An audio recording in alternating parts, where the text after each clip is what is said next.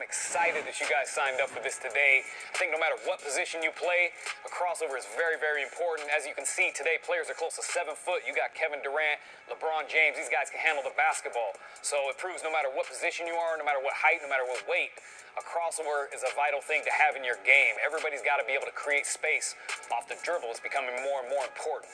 So I'm glad you're here today. I want to give you guys 5 steps to mastering a crossover. These are the steps that I've incorporated into my personal crossover, and this is what works for me. So let's get into it. All right, step number 1 on the crossover is where you actually pull the move off in proximity to where the defender's at, okay? When I do the crossover, I always try to be an arm's length and a half away from my defender, okay? About 3 to 4 feet. You don't want to pull the move off any further than that, because if I try to pull the move off way back here, the defense isn't going to be threatened by my movement, and it's not going to be believable that I'm actually going to go by them and go to the basket. Therefore, they don't buy it on the move. If I go any closer than arm's length, I can still technically pull the move off, you know, like if the defender was on my hip, I can still technically pull this off right here, but it would be a little bit more risky. So I say the best place to be is somewhere in the middle, about an arm's length and a half away from your defender, okay? You can't underestimate that, because ultimately, for them to bite on the crossover, you have to be at a distance where they're going to feel threatened that you possibly could go by them, okay? So don't underestimate where you pull this move off at. Step number 2 on the crossover isn't hardly mentioned at all, but I believe it's vitally important, and that's the fact that you have to change your center of gravity, okay? The hardest players to guard in the world are going to go from high to low to high. So as we go throughout this crossover process, you're going to have to go from low to high to low again and go through it, okay? So be cognizant that changing your center of gravity on this is very important. Step number 3 on the crossover is the precursor move. Now, I rarely hear any coaches or trainers ever actually talk about this. They really only discuss the meat and potatoes of the crossover move and like how to do it. I think it's really key that you give your defender something before that to try to throw them off before you go into the crossover. So when you do come with the main move, it's that much more of a surprise, okay?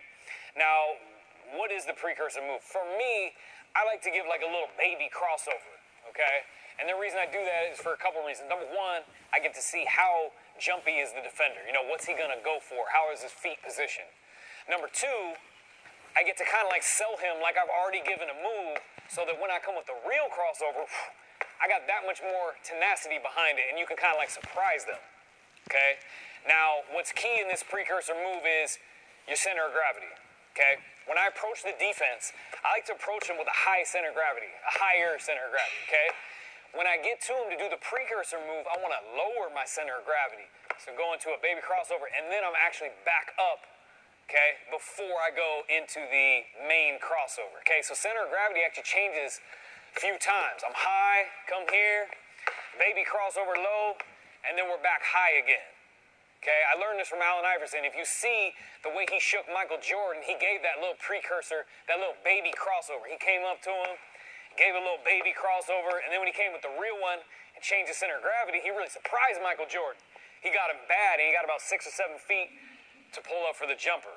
Okay, so you can't underestimate this precursor move. It doesn't have to be a crossover, you know? It can be a behind the back, you know, in and out, whatever you like to do, but you want to give the defense something else. And when you do it, then make sure that your center of gravity changes, okay? As I said, I love to be high, low, high again, and then, you know, as we go through crossover, the center of gravity changes again. But step number 3, don't underestimate the precursor move. All right, step number 4 is the meat and potatoes of the actual crossover. As noted before, we changed our center of gravity. But before you go into number 4, your center of gravity should actually be back high again after the precursor move. And this move is really about weight shift, okay? Now, I'm going to explode hard on my right foot. I'd like to do the crossover left to right, personally, okay? So I'm going to explode hard on my right foot, and my center of gravity is going to come back down. And I'm going to be extending my body as much as I can to make the defender think that I'm going left. You know, I really want that defender to just think like, boom, we're going left. But instead, I'm going to stop midway through it, okay? It's only going to be like 1/10 of a second. Boom, and then I exchange the weight of my body onto my left foot, okay? And then we're pushing off that left foot to come back the other way, okay? So this is really what the crossover is, okay? We've confused our opponent. The precursor move, center of gravity is different. Now it's about weight shift, okay? Pushing off that right foot and immediately pushing off that left foot, okay? So it can be a little confusing, but what it is center of gravity is high after the precursor, center of gravity is high, back down, pushing hard off the right foot, boom, left foot, and then we're back here, okay? And there's a lot of tenacity behind that. If I explain and walk through, it's harder, okay? But precursor move here, main crossover, and that's really the body motions want to be had, okay? So that's step number 4. That's the main part of the crossover. All right, step number 5, after you've crossed your opponent, okay? Hopefully, if you did everything right, you've created at least a little bit of space. You know, crossover isn't foolproof. Sometimes you create a foot of space. Sometimes you just get shoulder width, you know, with the defender. Sometimes you shake him and do everything perfect.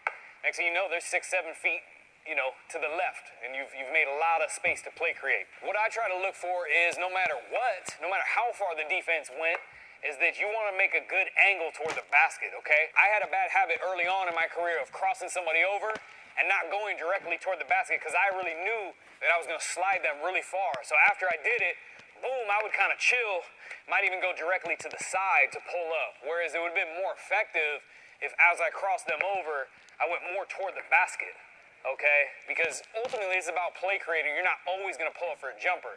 I would pre-decide in my head after I shook the opponent that I was just going to pull up for a jumper and kind of like go like that.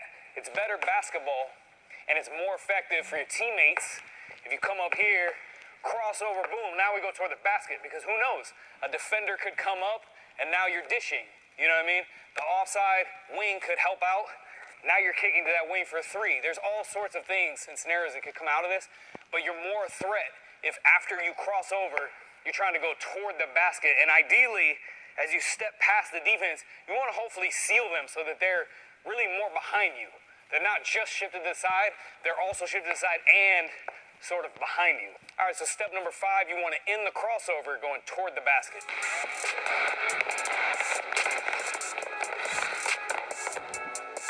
Super soft.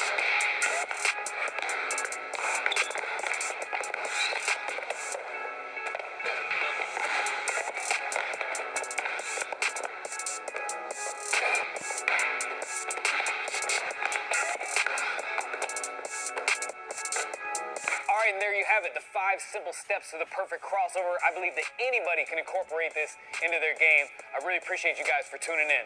I'll see you soon.